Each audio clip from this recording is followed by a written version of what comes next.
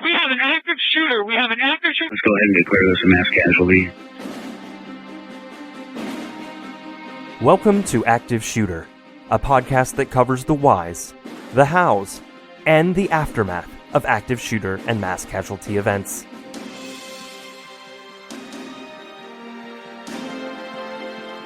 They have an active shooter in the building. A second call says they are being attacked. I've been shot. 16910 means we got shots fired. 4:15 at Route 291. Sounded like an automatic firearm.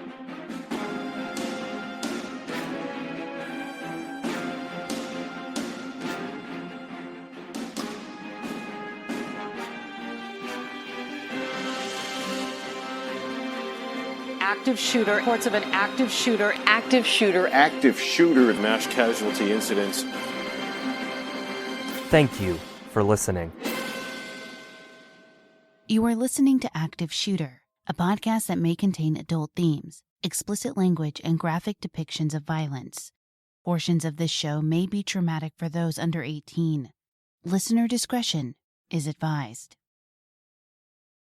We are continuing to follow breaking news in downtown Louisville, Kentucky. Police are now confirming 5 people have died and 6 people are hurt. Among those injured, a police officer. ABC News has learned that the suspect is dead. Witnesses tell the local ABC station they saw a man with a gun fire shots inside of a bank. The FBI is now responding. We are keeping track of this. When we get more information, we'll pass it on to you. According to the United States Bureau of Labor Statistics website, there were 392 homicides in 2020, along with 37,060 non-fatal injuries at the workplace, which were intentionally caused by another person. Workplace violence has become so commonplace that in some instances, we don't even identify certain behaviors as violent. We are so used to sharing explicit and brutal imagery, lyrics, memes, and GIFs that many are immune to the shock and fear that such things are meant to invoke. Such nonchalance and unconcern is especially troubling because it limits our ability to recognize when someone or something just doesn't seem right. The shooting at the Old National Bank in Louisville, Kentucky, was planned and precisely executed, yet there were seemingly no warning signs. Although perhaps the signs were there. Yet we've become so accustomed to such behavior that the red flags merely become meaningless signs of impending doom. Today's case is dedicated to the lives and memories of the 9 injured survivors and the 5 shooting victims: Thomas Elliott, Joshua Michael Barrick, Jim Tutt, Juliana Farmer, and Judy Dean Hurst Eckert. Active Shooter, the podcast, is a High Five Holly production, and I'm your host, JT. If you've listened to our prior episodes, you know that the Active Shooter podcast team has taken the no notoriety pledge, and we will not be sharing the real name of the shooters that we cover. We will be giving the shooters a pseudonym and refer to them by that name throughout the episode. This will help in clearing up any confusion in the story, while remaining true to our pledge in not naming the shooter by their actual name. We will refer to today's shooter as Quinn.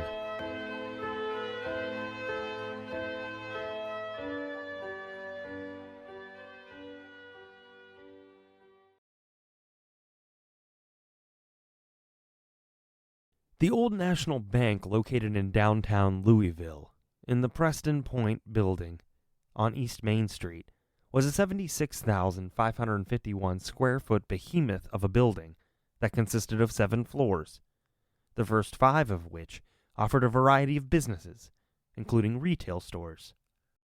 The 6th and 7th floors were made up of 2-story residential condos.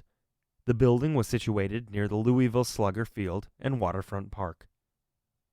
April 10th, 2023, was a cloudy, mild day in Louisville, when 25-year-old Quinn, a current full-time syndications associate and portfolio banker for Old National since 2021, arrived at work. Quinn was not in a good state of mind that morning. Before heading into work, he reached out to a friend by phone. though it's unclear whether that meant by text message or verbally. Quinn said he was feeling suicidal and that he wanted to kill as many people as possible. Specifically, he stated, quote, "I'm going to go in and shoot up Old National." It was a shocking and alarming statement, to say the least. He then sent a message to several family members saying, quote, "I love you." Despite the warning, which was immediately acted upon, Quinn was dead serious, and moments later, he collected an AR-15 style rifle and entered the bank, heading directly towards a conference room where all but one employee was gathered for a virtual meeting. The employee that wasn't in the room was standing just outside of it when Quinn approached. Someone inside of the conference room later reported hearing a clicking sound before all hell broke loose. Suddenly, gunfire erupted among the fairly quiet room. Someone inside of the meeting had a sight line to the hallway and saw Quinn walking up to the employee standing in the hallway. He raised a firearm and shot their coworker, which, of course, sent everyone into a panic. We have a break room. I got in there and shut the door for a second, and then I was looking around to open the door to see where he was at, and I could see him still shooting. I didn't see his face, and then I took off running out the front door. An assault rifle, and we heard a click, and the lady next to me turned around and said, "What the hell?" And then he just started shooting. Describe that again. Everything you just saw. He just started. He had a long assault rifle, and he started. You hear the shots just start firing. What did he look like? I didn't see his face. Were you in a meeting? Yeah, we were in the back conference room. Whoever's next to me got shot and hit bloods on me from it. Yeah, but I was in the elevator. I just walked right past the conference room where everyone was. And then I came down and I had to grab something, and then on my way back up to the elevator, I just hear this loud. I thought there was like something like dropping because they were doing some construction or some renovations in there, and I got up there and the guy was like, "Run, there's a shooter." I was like, "Oh." People got up to run away, but there was nowhere to run, nowhere to hide. They were all vulnerable to the madman with a gun and murder in his eyes. One witness later reported that they thought the noise was construction going on outside of the building. The initial 911 call was placed at 8:38 a.m., but it wasn't the only call placed in regards to the shooting. You see, after Quinn reached out to his roommate about shooting up the bank, his roommate called Quinn's mom immediately, telling her the dreadful news. Her son had a gun and planned to commit a devastating act of violence.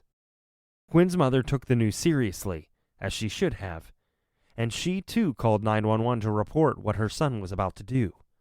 Unfortunately, they were too late. Quinn was already at the bank. My son might be because he has a gun and he's heading toward the Old National at on Main Street here in Louisville. Main Street, Old National? Yes, and this is his mother. I'm so sorry. I'm getting details secondhand. I'm running to it now. Oh, my Lord. Okay. And what exactly is going on with him? What is he saying he's doing? I don't know. I'm getting this information from his roommate. He apparently left a note. I think he's on... And I think he's beside... He's just not... Yes, hurry. Shut the door. Lock the door and come here. I don't know what to do. I need your help. I think he's never hurt anyone. He's a really good kid. Please don't come up to him. Okay, he said he was headed to the Old National thing. Did he say what he was going to do there? I don't know. I don't know anything. We don't even own guns. I don't know where he would have gotten a gun. Okay, so where did you get this information from? Who told you what's going on? His roommate called me. His roommate's very concerned. So this was, I'm sorry. I don't know what I'm doing. After firing the first few shots, Quinn started to live stream the shooting on Instagram, which was mercifully removed by the platform almost immediately. He placed the phone in the front pocket of his shirt and proceeded with his murderous task. Inside the conference room, Rebecca Bullheit Sims, a manager for Old National, was watching in utter terror as a young man whom she recognized was firing from a high-powered weapon, murdering her coworkers. Their coworkers. Rebecca wasn't quite inside of the room, however. She was attending the meeting virtually, through Microsoft Teams, and while she didn't personally know Quinn, her husband was the assistant coach of their son's basketball team, along with Quinn's dad, who had been the head coach. The bank's senior vice president, Tommy Elliott, was among the first killed. The 63-year-old was born to Nancy and Carol Elliott on August 26, 1959, in Elizabethtown, Kentucky. He was the president of his graduating class from Elizabethtown High School in 1977, before heading off to the University of Kentucky, where he graduated with a Bachelor of Arts in Business Administration in 1981.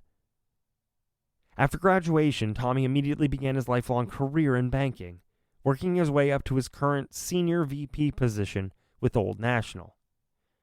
Tommy was extremely close friends with the governor of Kentucky, Andy Beshear, and after Tommy's death, Andy was quoted saying, quote, "Tommy helped me build my law career, helped me become governor, gave me advice on being a good dad. He's one of the people I talk to the most in this world, and very rarely were we talking about my job. He was an incredible friend."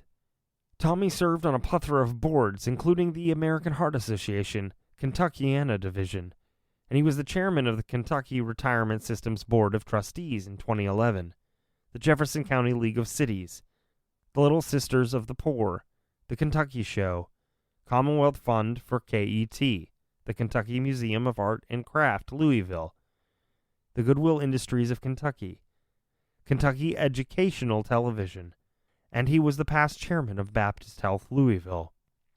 Tommy also previously held the distinction of being mayor for the city of Norburn Estates in Jefferson County. He was a friend to many and deeply believed in community and making his own a better one to live and thrive in. Always one with a good dad joke, Tommy was described as goofy and never minded acting silly for a laugh or good time. His interest included watching The Andy Griffith Show and listening to Susan Boyle while ironing.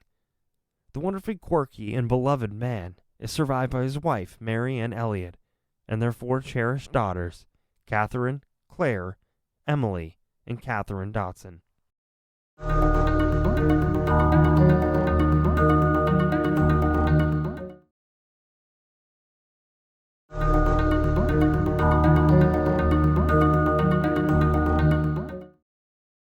The senior vice president of commercial real estate banking at Old National, Josh Michael Barrick, was also shot and killed that morning.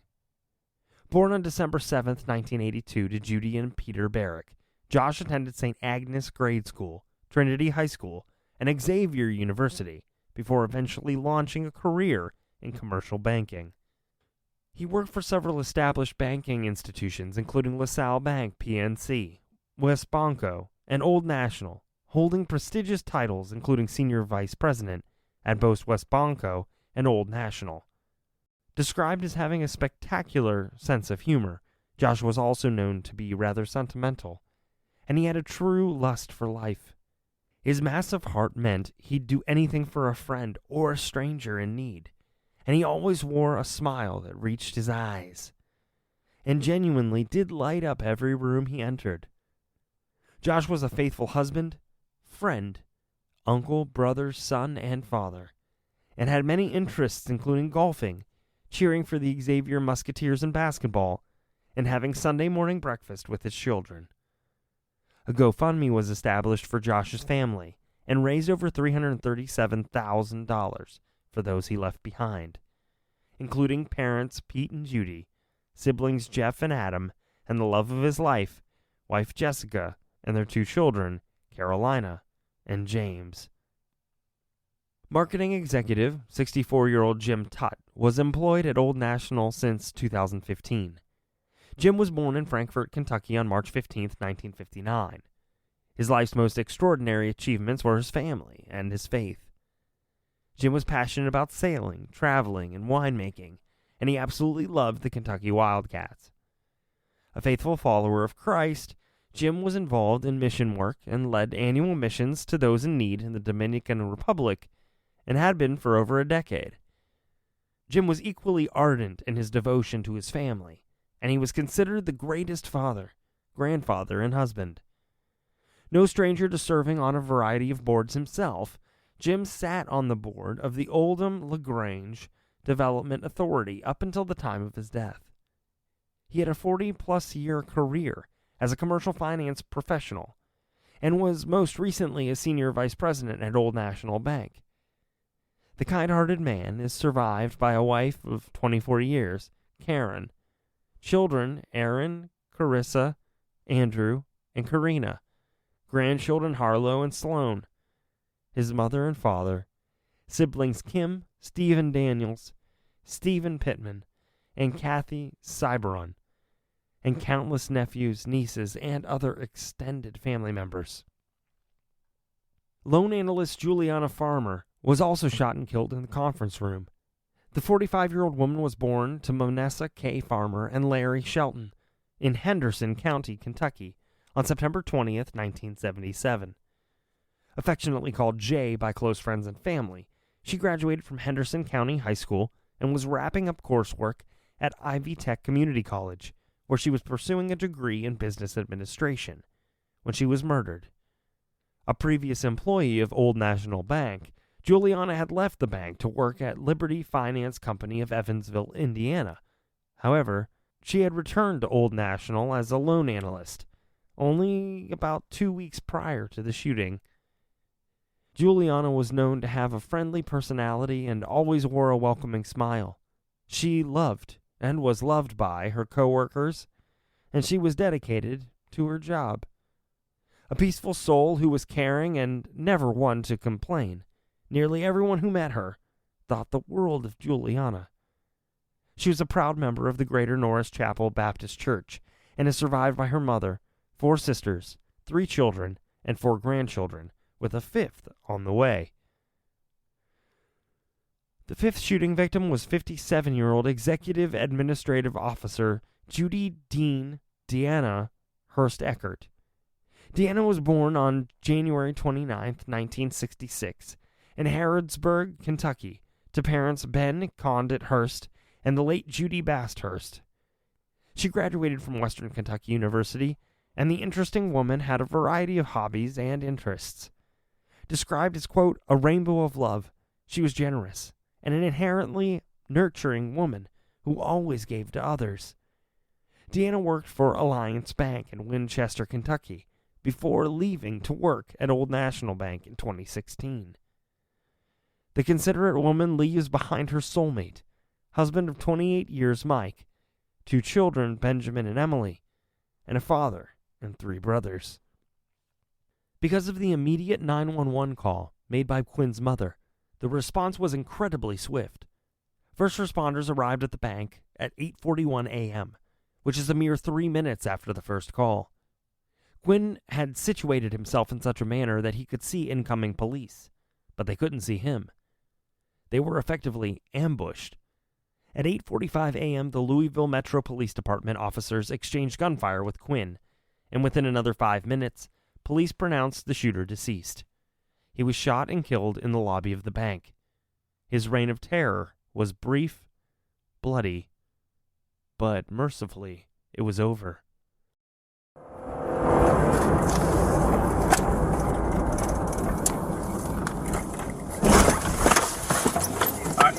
Pull up, pull up, pull up, pull up, pull up, pull up, pull up, pull up, pull up.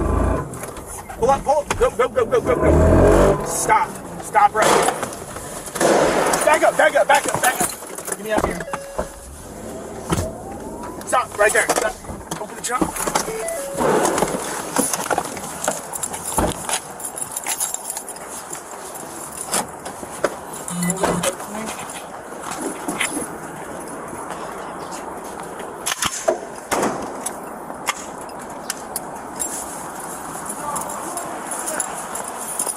Back around, saying we do have shots fired.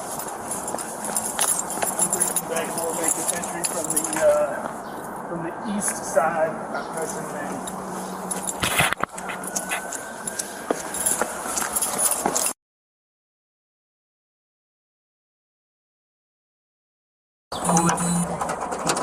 Hold it, cover for me.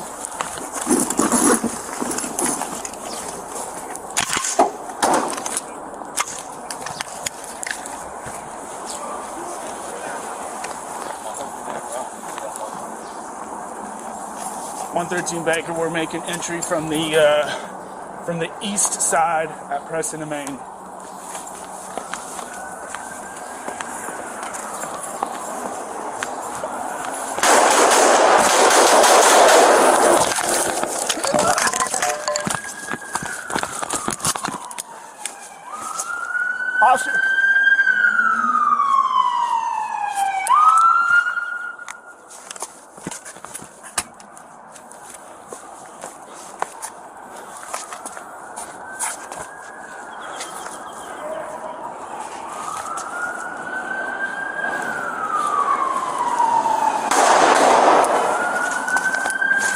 God damn it!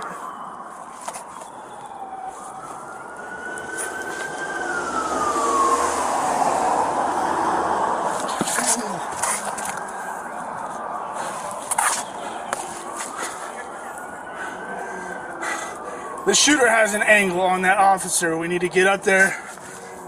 I don't know where he's at. The glass is blocking him.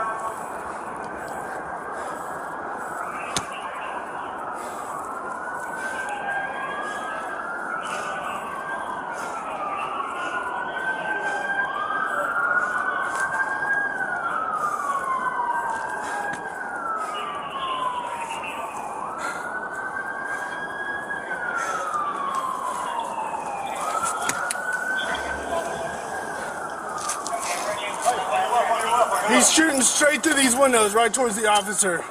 We need to be able to plate somehow to be able to get there and pull him down from the stairs.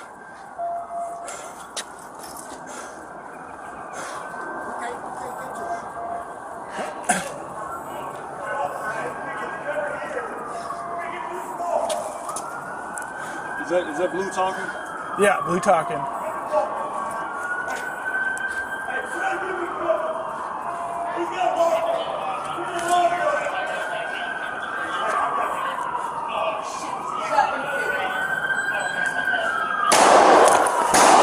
God, don't have an angle.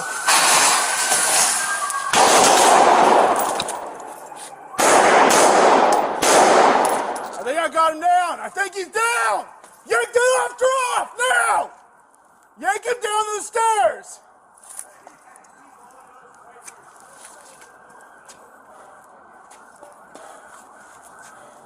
Where's he at? I can't fucking see.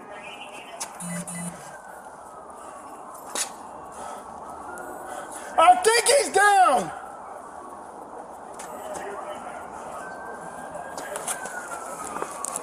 Move it. Yeah, suspect down! Get the officer! Hey, he's fired from inside here. Huh? He was fired from inside there. I know! He's down! Get the officer!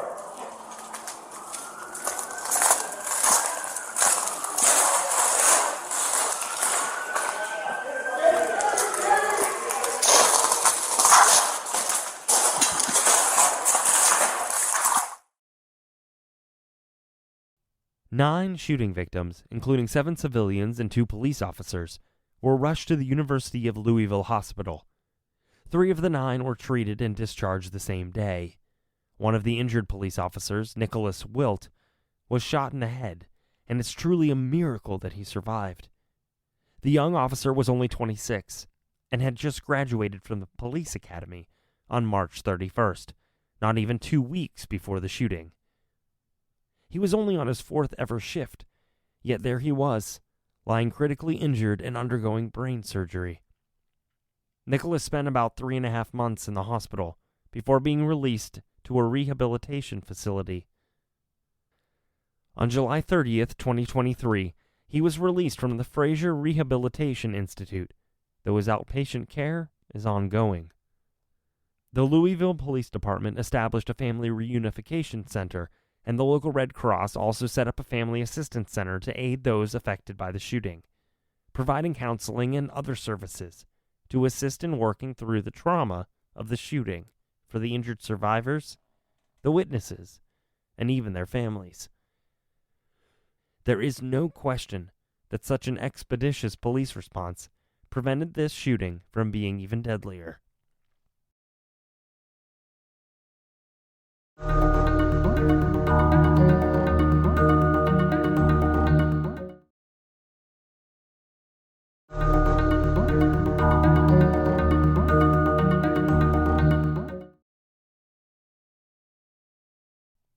It was later discovered that Quinn did leave some notes and other artifacts behind, which would help to explain his state of mind. There was a note on his person, as well as one left at his home. Both notes indicated that part of his plan was, quote, to show how easily a person with mental illness could legally acquire a firearm in the United States. He also stated his intent to shoot at the bank and any employees who may be present. A SWAT team entered Quinn's home, and investigators carried out bags of evidence, while other police officers swept the neighborhood, checking in with neighbors to see if any had doorbell camera footage from the date of the shooting. There are some reports that suggest that a potential motive could be that Quinn was going to be fired and intended to exact revenge. However, there is no actual evidence to prove this to be true. Multiple warrants were sent to phone and tech companies to access data from Quinn's cell phone. The search warrants were for companies such as Google, Snap Incorporated, Apple, and AT&T, and messages and notes that were recovered from the phone showed plans on how to carry out a shooting. Though no specific motive seems to exist, the shooting was clearly planned, well thought out, and executed according to plan. The firearm he used was purchased legally on April 6th, 4 days before the shooting. Quinn was born on February 11th, 1998, and was raised in Greenville, Indiana. He had a younger brother and attended Floyd Central High School in Floyd's Knobs, Indiana. Old classmates say that Quinn was an exceptional athlete, but he wasn't just a jock.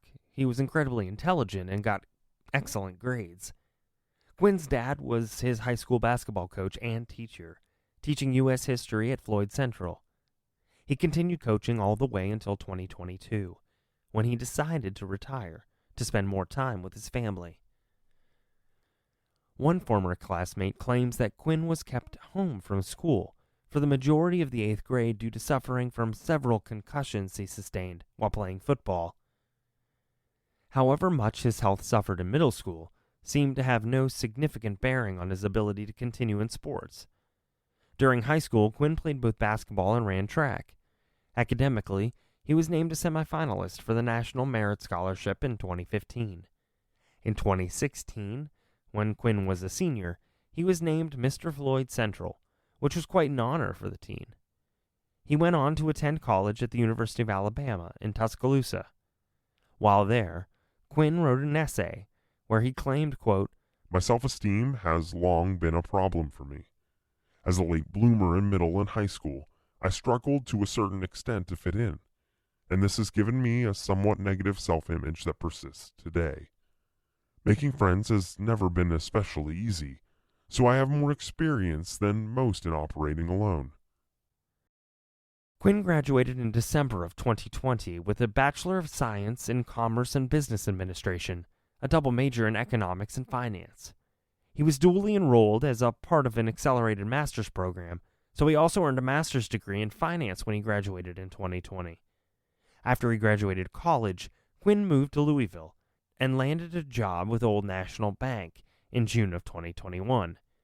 He was an intern at the bank during previous summers and was a full-time employee at the bank for at least 2 years before the shooting.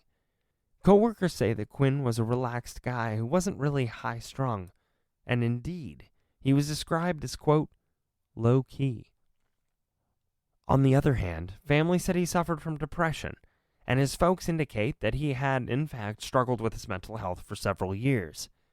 They said that Quinn had begun experiencing panic attacks, and only 6 days before the shooting, he suffered a panic attack so severe that he had to leave work. In the year leading up to the shooting, he was filled with anxiety and even had a suicide attempt, so he began therapy and started taking medications, which seemed to have helped, or at least so his parents thought. They saw Quinn the day before the shooting, on Easter Sunday, and they reported he seemed in good spirits, was helping kids find their eggs, and there were no red flags of any kind. Quinn lived alone in a home in the Camp Taylor neighborhood, which is a suburb of Louisville and approximately 7.5 miles away from the bank. His Instagram was filled with photos of family and friends, although there were some dark memes, including one with a caption that read, quote, "I could burn this whole place down," while there was another post with a gift of a Star Wars scene in which a character says, quote, "I know what I have to do, but I don't know if I have the strength to do it." And the final post before the shooting read, quote, "They won't listen to words or protests. Let's see if they hear this." For their part, Quinn's parents say they don't believe their son should have been able to purchase a firearm. He was in a fragile mental state, but because there was nothing filed in court, not with regard to his mental health or well-being, when he attempted to purchase the gun, nothing noteworthy was raised in the background process. His folks had no idea that Quinn purchased a firearm. The bank was reopened in June of 2023, though at a newer location in Louisville. As of April 2023, the shooter's brain has been preserved for future testing for chronic traumatic encephalopathy, otherwise known as CTE. CTE is a brain condition that is caused by repetitive head trauma. Though the disease is still considered rare, multiple professional football players have recently been found to have suffered from this condition. This shooter reportedly had sustained numerous concussions during his young sports career, and it was bad enough that he was forced to wear a soft leather helmet while playing basketball during high school. It is unclear when testing results are expected. A CTE diagnosis would certainly explain why the shooter's emotions and moods shifted so drastically. While the possibility of CTE exists, it by no means excuses the dastardly murders that he committed. It only illustrates the need for greater research and understanding about this condition. If you or someone you know is struggling with thoughts of suicide or self-harm, we urge you to dial 988, the National Suicide Prevention Hotline, because help is available. We all have the unique ability to help prevent such a catastrophic event from happening. If we keep our eyes and ears open and never hesitate to report when something or someone just doesn't seem right. With the delicate balance of mental health reform, education, active shooter training, and common sense gun laws, we may one day realize the dream that there will be no more active shootings. We pray that love will prevail over hate. Too many have died. We should say to ourselves, not one more. In the meantime, we urge our listeners to stay aware of your surroundings. Keep in touch with your loved ones. If you see something, say something. You never know how many lives you'll be saving.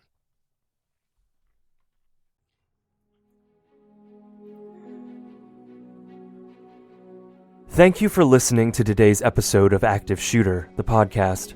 Remember, if you see something, say something. There's no telling how many lives you may be saving. A big thank you to Darren Curtis, who composed some of the songs on our show. You can find him online at www.darrencurtismusic.com. Make sure to check us out on social media. You can find us on Facebook at Active Shooter, the podcast, and on Twitter at Podcast Active. Thank you, and be safe.